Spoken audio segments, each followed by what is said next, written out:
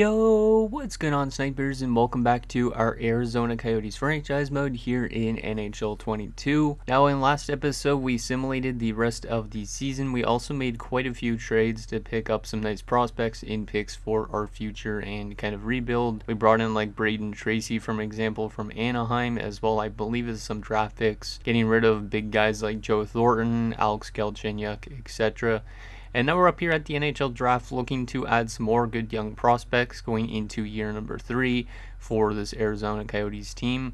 Hopefully we could get some good defensive prospects because last year's draft we grabbed a lot of offensive ones. I'd also like to get some solid goalie prospects if we can find those in this draft. And yeah, hopefully we could also get some good forward ones to add to our mix because last year we got some good top 6 forward ones, but we didn't really get any superstars except for, I would say, Connor Geekie. But I don't really know if Connor Geekie simulates like a superstar, but he's pretty much our best prospect at this point. So anyways, before we get into the draft, we do have a few comments to go over. So the first one is from Canadian Eagles. He says, obviously if Zetterberg drops to you, you have to take him, but if not, I'd go Pietrangelo. So this is kind of an interesting debate. We do have a lot of different opinions on the draft, and rightfully so. So these two guys are definitely medium franchise, Bedard and Michkov. Michkov I made myself, so there's a chance that Zetterberg could be technically what would normally be a second overall pick if Michkov wasn't made. And then Agostino should be what a normal third overall pick was before Michkov was made. So Agostino should be probably a pretty good pick for us. Pietrangelo would still be outside of the top 5. But I think Agostino is technically what an overall for a top 3 pick. And he's only 17, while the rest of these guys here are all 18 except for Connor Bedard. So Agostino might be the youngest and have one of the best potentials, which would be pretty good. But obviously if Zetterberg drops to number 4 somehow, I will take Zetterberg, I think, because he is a gem. So I think I will take him if he is to fall, and Agostino is supposed to go 3 instead. Because it looks like, based on the scouting rank, that Zetterberg could fall to 4 instead. But I don't know if the AI is going to really go off that. So, but anyways, that is that. The next comment is from Half Silly. He said, would try and start Coronar more because he's performing really well as a backup. And you could probably snag a few more wins with him starting. Then again, this is one of those rebuilds where you're tanking for picks. And the fact that the offense and defense is still crummy. But overall, I just play them about the same amount of games each. So going into next season, we'll probably try and alternate and get both Montembeault and Cornard to play a decent amount of each, like during the season, like kind of maybe split games, kind of go like 41 and 41 if we can. I don't know if I'll be able to remember doing that because I'll probably have to change like the goaltender every now and again, or turn off auto rotations and then start like Montembeault for the first 41 and then run Cornar for like the last 41 or something like that. I don't really know, but that's that comment. And then the final comment is from Hawksman88. He says, I would go with Agostino as your first pick. I imagine at 4th overall you'll be sitting on an incredible player, which I agree with, as I was just mentioning, because Agostino being that probably potentially a top 3 pick overall wise if we didn't make Michkov. So he's probably really good. And the fact that there's 2 franchise players in this draft, and then there's probably like 5 elite players or 4 elite players, this is probably going to be a pretty good first round, I'm going to assume. Okay, so now that that is done and out of the way, let's get into this all-important draft, and then we'll do the resign stage in this episode. Free agency and the start of year number 3 will be next episode. So let's get into this draft and see if we can pick up anything good. Hopefully we can get some good prospects for this team. Do we have any other first rounders? I don't think so, right? If I'm not mistaken. No, we do not. Okay, let me take a look at our draft board just to see what we have for picks this year, because I honestly don't remember. So we do have, okay, so we have a first, a second, we have 4 third-round picks, which should get us some decent prospects or potentially trade bait prospects, I don't know. And then we have a 4th and a 5th, so we don't have any 6th or 7th this year, but at least we do have a lot of third-rounders where we could get maybe like a defensive prospect or more forward prospects. There's apparently a goalie prospect they're saying that go after in the second round in Cyrus Stone, so maybe we go with Cyrus Stone with that pick. And then same with our 4th overall pick, it's recommending us other players that are definitely not going in the top 5, which is kind of weird. But yeah, that's that. Okay, so let's see what happens. So Ottawa is definitely going to take either Bedard or Michkov. They are going to take Bedard, 84 overall, medium franchised. He's going to be a stud out of the gate, listed as a second liner, and he's only 17. Hopefully he simulates like one, because I did up his stats a little bit. The Dallas Stars at number 2 are going to take Matvei Michkov, who's an 83. That's pretty nice. He's a third liner, and he's only 18. He's going to be a good goal scorer for sure. Minnesota at number 3 is going to take Zetterberg. So we do not get Zetterberg, who's an 83 overall. So that would have been a really nice pick if we would have got him. He also does have an X factor, which is 1T all alone, close quarters, and make it snappy. Really good player there for Minnesota. So us at number 4, we are going to take Agostino, who should probably be like, I'm going to assume, an 81 or an 82. I don't think he's going to be an 83 as well. Like, we could always take Pietrangelo because we do need defensive prospects, but I would rather take a chance on this unknown Swiss guy because he could be better, who knows. So welcome to the team, Tyler Agostino. He's an 80 overall medium elite, so not too bad overall-wise. Is a little low, but he will be able to crack our lineup next season. And he does have an X factor, which is also really good. Yeah, he has puck on a string, which is awesome to see. Shock and awe, ankle breaker, tape to tape, send it, and third eye. So this guy's a really good passer and a really good deker. That's pretty much the gist of his player type. Yeah, because 87 passing. Oh, this is like the perfect player to put next to, what's his name? That Shelly dude, because Shelly's a really good shooter. Like, I mean, Agostino's a good shooter too, but he's not as good of a shooter as he is a passer, I think. Like, this guy could play center as well if we want him to. So this guy might be the type of player we play next to Mr. Shelley. And then maybe he'll set him up for like 50 goals a season or something.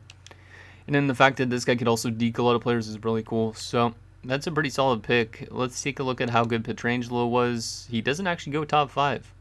That is kind of surprising. Jaeger goes. And then McDermott goes, who's a top 6 at 79. Where the heck is Pietrangelo? Wow, Pietrangelo fell to number 7. Damn. He's an offensive defenseman as well, and he has an X factor. Damn, this guy's probably going to win like the Norris at some point, but man, that would have been a nice one as well. An offensive defenseman. I thought that guy was like a two-way defender, but there you go. New Jersey gets Pietrangelo. Let's him to our next pick in the second round.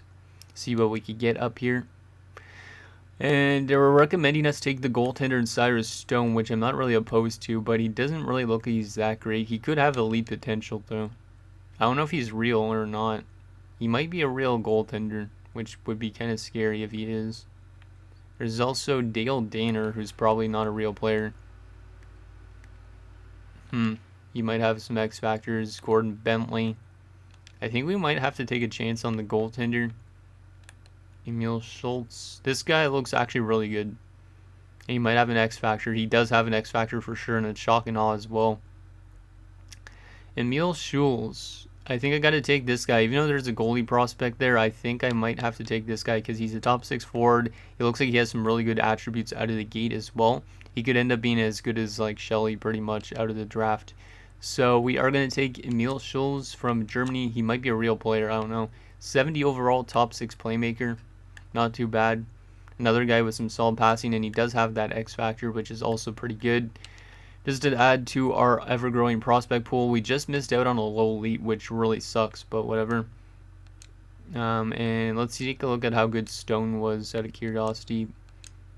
Medium elite, goddamn, we should have probably taken Cyrus Stone. We should have probably taken this guy, but then again, elite goaltenders I find never simulate that great in terms of the playoffs. So maybe we don't need anything super flashy as a top goalie prospect, to be honest. Let's go to our next pick because we got a lot of third-round picks here, and maybe we could stack up on some good prospects here. So there is that low lead I was looking at, and I think I have to still take him. Hopefully he has an X factor. Ariel Ortmeyer. There is some top 9s as well. Do we have another pick before that pick? Probably not, right? Yeah, I don't think so. So I think I'm going to take Ortmeyer here already because I think he could be a good player. He's not fully scouted, but he might end up being a good defensive prospect. Like if he's a low lead as well, and if he has these X factors, that would be pretty awesome. So Ariel Ortmeyer from the Niagara Ice Dogs. Welcome to the Arizona Coyotes, and he is a low top 4 offensive defenseman, so that's not too bad. And he does have actually a gold X Factor. Wow. That is really surprising. I don't think I've ever seen a gold X Factor go in the 3rd round. So he has his zone ability, which is Thunderclap. He also has Tape to Tape and Off the Rush. So yeah, this guy's a really good offensive defenseman for the most part. And with that low top 4 potential, I think he could still develop into being a pretty good player for us. So obviously he won't be able to join the AHL team right away, but he should be able to get to the NHL at some point, I think, in this series, hopefully. Up to our next pick here, still in the 3rd round, because we do got like 4 third rounders. We could take Cedric Cullen, who could have another X Factor. Might be 3 years away. That's kind of intriguing. There's also potentially another low top 4 who looks pretty solid as well. In Mika Ruutu. Austin Chan. I might have to go with Ruutu because, to be honest, we do need more defensive prospects. But we do have a lot of picks this round, so I could go with somebody else potentially because I think we do have another pick a little bit after this. I know they're all later on. Yeah, I think I'm going to take that next defenseman. Just because might as well add more defensive prospects into our system. Even if this guy is a low top 4, he could develop into being something useful or trade bait potentially. Because I know AIs like to trade for like low top 4s and stuff a lot. So Mika Ruutu, welcome to the Arizona Coyotes. And he's also a low top 4, 2-way defenseman though, not an offensive one. And 63 overall, so not too bad. And there's a look at his individual stats. Looks like a pretty solid defensive defenseman by comparison to a 2-way, but he does have some good shooting, good passing. Not really any weakness I see on his card so far, which is pretty good. Let's move to our next pick at number 88. See if we can get anything lucky here. Looks like we're going to be stuck with either a top 9 or a top 6 defenseman, because his draft quality looks like it's dropped off a bit, which kind of sucks, but whatever. We'll probably go on one of these ones that the scout recommends us. So we could go with Len Fitzmaurice, who we don't really know anything about. But this guy might have some strength in terms of taking faceoffs. Might be a good 4th liner. Who knows? And then there's Frederick Payarvi, who does not look great at all. I think I'm going to give it to Len Fitzmaurice just because of the fact his stats don't look that bad right now. Even though they're only all 1 bar scouted. But this guy might have like puck protection, strength, and face-offs, which means he would be probably a pretty solid 4th liner. He's probably a grinder like it's suggesting there as well, I think. So Len Fitzmaurice, welcome as well to Arizona. He's a low top 6 grinder, okay. Wasn't expecting a low top 6, I was expecting a low top 9. But that's pretty solid as well, and to get a grinder is kind of nice as well, because maybe he could be like kind of a good penalty killer for us in the future if he develops, because he does actually have some potential. Or he could be potentially trade bait. Let's into our next pick at 95 because we're still in the 3rd round, and then we got 4th and 5th. We do not have a 6th or 7th. So we might want to take a chance on a later round guy if we can. Cade Jones still looks kind of intriguing, but I don't know if he's good. He's 19 years old, so he went undrafted last year. Let me sort this by potential. See if there's any good guys. It doesn't really look like it yet. This guy might be decent. Saranhaimo. I might take Saranhaimo with our next pick if he's still there. Let me pin Saranhaimo. He's supposed to go 123rd, which I don't know if that's next round or this round still. This guy also looks pretty good. Yeah, Cade Jones might be our pick, to be honest. Okay, so, oh yeah, this is still all the way in the 3rd round. I think for our 4th and 5th, I might take those 2 other guys if I have the opportunity to. So with our pick here, we could go with Aldrich Pavelka. He does look pretty decent. He might be just a fringe starter goaltender, but he might be the thing we need for goalie prospects. Or we go with Eric Schaefer, who looks pretty much the exact same, but might be an AHL starter. I don't know who I would rather go with. Based on like the ratings so far, I would rather trust Pavelka's. They both don't really have any weaknesses. Or do we go with Eric Schaefer, who's 19? I think I gotta go with the younger goaltender. So Aldrich Pavelka, welcome to the Arizona Coyotes. Medium fringe starter, 58 overall, so probably not going to be anything huge. But he still could develop into being like a backup maybe at some point, or just an AHL goalie. But yeah, hopefully that guy maybe becomes a cheese goalie to help us win a Stanley Cup at some point. Our next pick, we will take Cade Jones probably because the other guy's supposed to go 123rd, which I don't really know if that's in this round or not. Yeah, I think it would be in this round.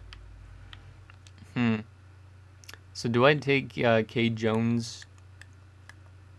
I'm not really sold on his stats. He does have good character, which is a good thing to have in a player, but that other guy that I was looking at, that other low elite that's supposed to go in the same round, wasn't Tikkanen. Whereas he's that other dude that I just pinned. I could sort by pin, but oh, there he is. Sarenheimo. He might end up going like 130th, but our scout has him ranked at 123rd. I'm going to take a shot on him already just because I think he could be a good defenseman. He is 19, which is a bit skeptical, but I am going to just take him because I don't really know what else to go after. So welcome aboard, Kari Sarenheimo. He's a low top 6D, so not that great, in 56 overall. And our final pick of the draft, we could go with a backup goaltender in Kolnick. I don't know. Or we could go with one of the recommended. Artem Chubasov. I almost said Chubarov because that's a real player from back in the day. Or we could just go based on potential. This first guy is kind of intriguing, but he's 19 as well. Trying to find like a random like dark horse in this draft. But there might not be really much left, to be honest. This guy has an A for puck skills potentially. Declan Trafford. Might be a medium top 9 and he's only 17. That might not be too bad to take. Yeah, you know what? We're going to just take this Trafford dude. Might have some okay attributes. Low bottom 6. Yikes. Yeah, I don't think this guy's ever going to pan out, but interesting player. He does have really good passing. And the rest of his attributes are pretty terrible, but this guy's a really good passer and like he's got good puck skills. And that's pretty much it. Very interesting. Like, if this guy played in the AHL, maybe he'd still pick up a lot of assists, but I don't know about NHL-wise. So that is our entire draft, and I think that was a pretty successful one in terms of getting that Agostino guy who's going to be in the lineup next season, as well as Schultz and Ortmeyer. Ortmeyer having both a zone ability and some regular abilities, and then Schultz also having a regular ability. We also got Route 2, Fitzmaurice, Pavelka, Sarenheimo, and Trafford. So that is our draft. Let's just go through this a little bit quickly through round by round. I'm not going to read out all the names, but I'm just going to scroll through this so you guys can kind of see who got drafted where in case you are interested. And you could bring this up maybe in a later episode. So there you go. That is the 2023 NHL draft. And now we get into the resign stage, which shouldn't take too long. We do need to resign our head coach and all our assistants. Is our head coach a good fit for our team? He's not really. But then again, we're still kind of building up our team, so I could still sign this guy for a while. Yeah, I think I was still going to sign this guy for like a couple of years just because he could be still our coach during the rebuild. And then once we actually get out of our rebuild, we could find a new coach that matches a lot of our younger players and whatnot. So we'll still sign him up. And we'll still offer these guys contracts as well, because might as well keep our staff the exact same. And we'll try and get our goalie coach back, but there's no chance we're probably going to actually be able to get him back because they always seem to leave. So there you go. There's the coaches dealt with, and we do need to get back Hilda Lundqvist from the Liga. So that is all the way down here. There she is. Sign her up. And now let's get into this resign stage and see who we have to bring back for next episode. So let's go to RFAs first. So Barrett Hayton's the big one. And then Connor Timmins. Yeah, we do have a decent amount of RFAs to deal with this year. So Cordner, he wants a two-way deal. Can I get you on a 2-year two-way deal? Because that would be nice to be able to play you in the NHL and do that. We'll also sign Tendek up for the AHL. I'm just going to qualify a lot of these AHL players for now, I think. Any UFA AHL players might get replaced with some of our prospects, though. Janik's definitely just going to get signed since he's young. We're going to qualify Sarah Yarvi, Karate, Capobianco. And then Nick Beaudin will sign you up. He wants a one-way deal, which is fine with me. Let's see if I can get him to under $1 million. That would be fine with me. And then Samukarov also wants pretty much the exact same type of thing. Try and get him for under $1 million. Yeah, Samorukov is actually going to be in the lineup this upcoming season, I think. Julian Gauthier doesn't want too much, so we'll give him a one-year deal and give him like 1.35. Timmins is relatively cheap probably as well. No, he's not. Interesting. So we might have to trade away a defenseman at some point or get rid of Strawman. Yeah, I might drop Strawman so we could get Connor Timmins into the lineup. I'm surprised that Timmins wants $3 million though for that many years, but I mean, I'm not opposed to it. He's not a bad defenseman, and that's still a tradable contract. So I'm going to try and get him down to 3.5 though, and that should be good. Barrett Hayton's our big guy. He wants 5 years at 4.85. That's actually a pretty good deal as well, I think, for Barrett Hayton. So we'll do 4.5 for 5, and that's good.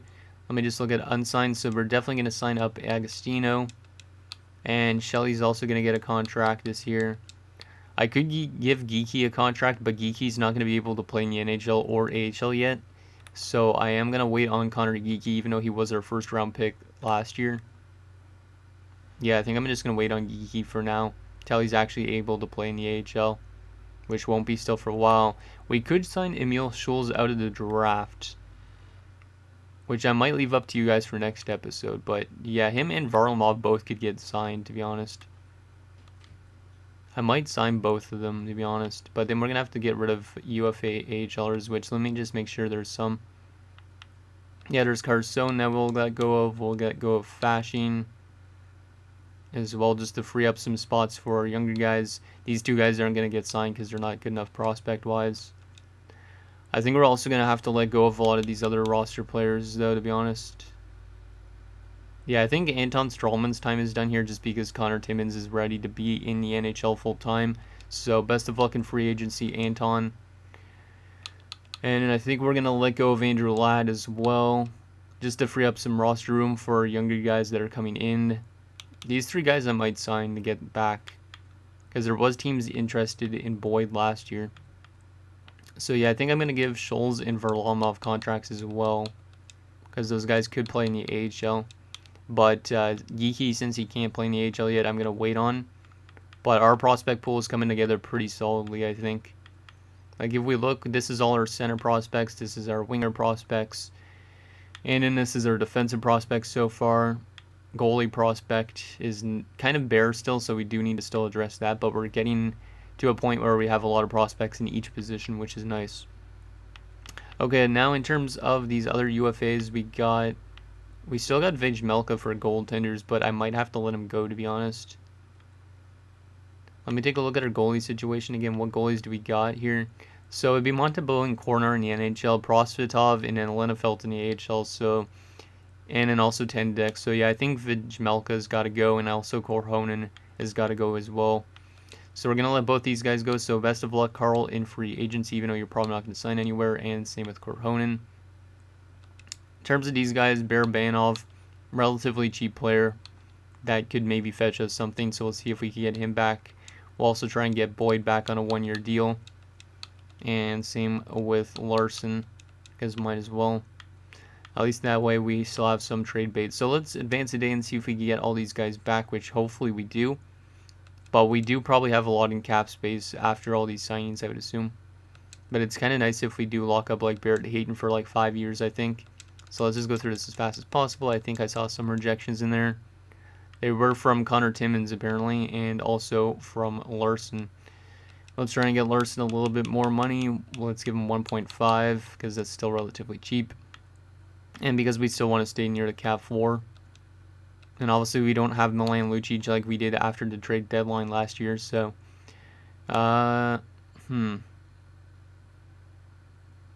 So let me try and get you down to 3.8.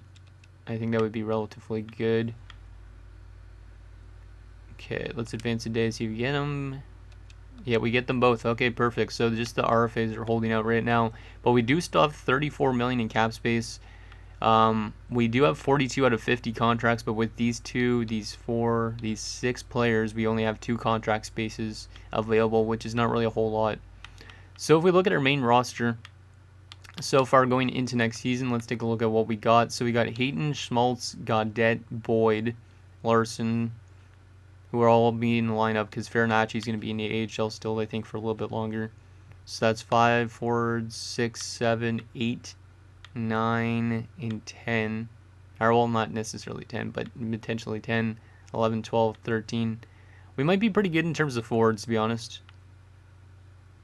Because Agostino and Genther are both going to jump into the NHL right away.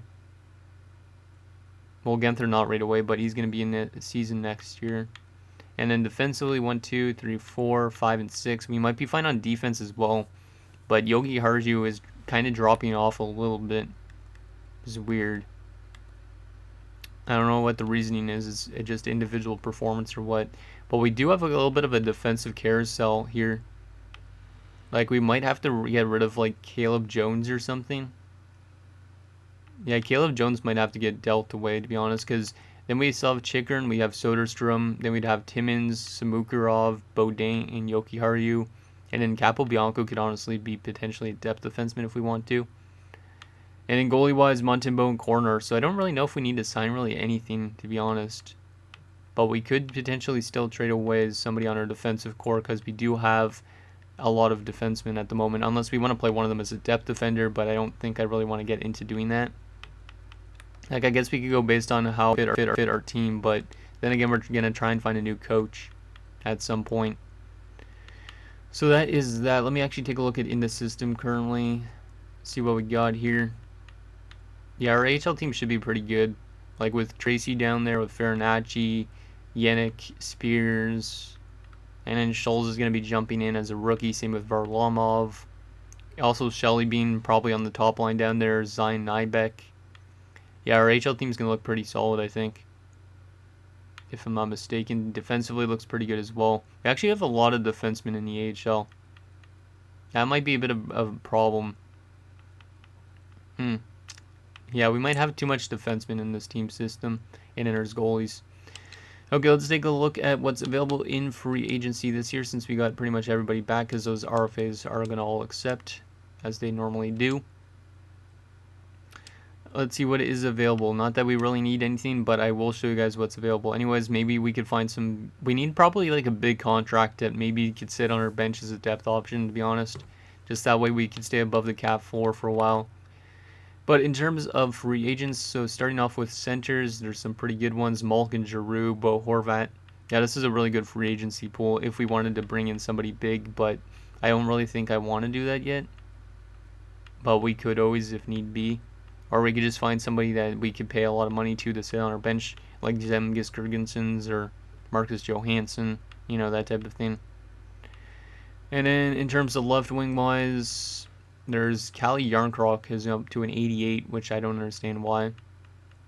Klim Kostin might be an RFA. Yeah, he's an RFA, okay. If he was a UFA, I would maybe go after somebody like Klim Kostin. Yeah, this looks like a pretty good free agency pool. We could always just give Michael Dalcol a lot of money. And right wing wise, Brock Besser, he's probably an RFA. Yeah, Brock Besser's an RFA currently. Vlad Tarasenko's available. Josh Hosang's available. That wouldn't be that bad, but I would have to probably play him in our lineup somewhere. Does he match our scheme out of curiosity? He does, potentially. That wouldn't be a bad signing, to be honest. And then in terms of defensemen, the best is Chris Letang, but it's a lot of 28 and older defensemen. Seems like Travis Sturman's the youngest one there so far. But there is a good defenseman available, not that we really need anybody. Ian Mitchell's probably an RFA, same with Coughlin. Nope. Ian Mitchell's a UFA. That's a pretty solid defenseman for the most part in terms of age. A lot of former Blackhawks defenders. Goalie-wise, not that we need to bring in a goalie, but there is a lot of good goalies. Fleury, Varlamov, Anderson. Yeah, this is a pretty good free agent pool. Let me just take a quick look at potential prospects. There is a low... Wow. Did Wallstedt get dropped by Minnesota? Are you kidding me? Oh my god. I don't know if I should be signing Wallstedt, though. Minnesota did not sign Wallstedt. What the heck? He's a 76 overall, and he's 20 years of age. We should probably sign Wallstead technically, but I feel like I would be cheating the system if I sign Wallstead. Because that would give us another goaltender still, but that gives us a goalie of the future. But eventually he'll probably have to ask for a lot of money, but I don't know why they dropped him. He had really good seasons over there in Luleå. That'd be nice to bring him in. We go quickly to defensive prospect wise. Let's see if there's any like 19 or 20 year olds. Doesn't really seem like it. We go to right wingers. Doesn't really seem like it. Not a lot of undrafted guys slipping through the cracks right now. At least at the moment. But there is still some young guys. There's actually one of them, Jacqueezy, low top 6, 59. I was looking more for like a low lead or something, but doesn't seem to be any. Okay, so now that that is done, let's take a quick look at our, what is it, the trading block, I guess, and then the progress reports, I think, again. Actually, the progress reports probably wouldn't change. We'll just take a quick look at the trading block, and then that'll be it for this episode. Not that we're going to be probably making any trades, unless we do get rid of Caleb Jones, but there is more prospects available to trade for. Jeremy Swayman might not be a bad option to trade for, to be honest, but I don't know if Caleb Jones could fetch him. But that would give us a solid goalie. Not that we really want to be good for this upcoming season, but who knows.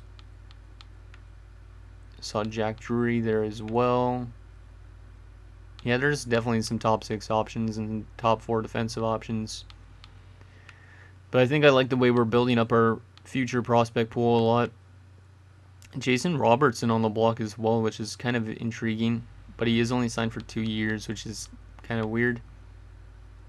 But still, he's a pretty solid player, but probably not enough trade value on this team unless we were to trade away a prospect, but I don't think I want to do that.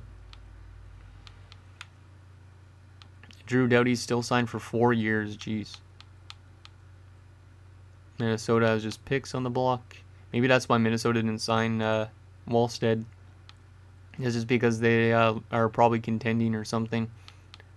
But still doesn't make sense to not sign a like a franchise in real life goaltender potentially. Hunter Skinner. The Preds have just veterans on the block that have all bad contracts or long-term deals. Michael Kempney on the block. Nothing there. Nothing there. Some more prospects in Pittsburgh. Wait, Justin Braun went back to San Jose. Interesting. It's funny. We go to St. Louis, Ryan O'Reilly. Damn, there's some really good players on the block this offseason. Going to be a lot of movement, I think, from players. Travis Dermott's an RFA. Not that we need a defenseman anyways. Alec Martinez, Dean Kukan. Vitek Vanacek's not a bad goalie. He's only 27. Lapierre's still on the block team with Vidicek and Tikkanen. And Winnipeg has these guys. Interesting. So that is that. I think that's pretty much all I need to show you guys for next episode. Yeah, so anyways, guys, that's going to do it for this episode of our Arizona Coyotes franchise mode. So in next episode, we will take it to free agency. We might sign 2 players or so that we need for our roster just to give us a little bit more cap space, or less cap space, and more closer to the cap floor. If you guys saw anything in particular you want me to sign to give like a random $9 million deal to somebody to play on our bench or something, let me know down below. And yeah, hopefully also there was something maybe on the trading block you guys saw that we could trade for, because I think we might have to trade a defenseman, like maybe Caleb Jones being one of those defenders, because I would like to give some time to like Connor Timmins this year and all that type of thing. So let me know what you guys think down below, and I'll see you guys next time.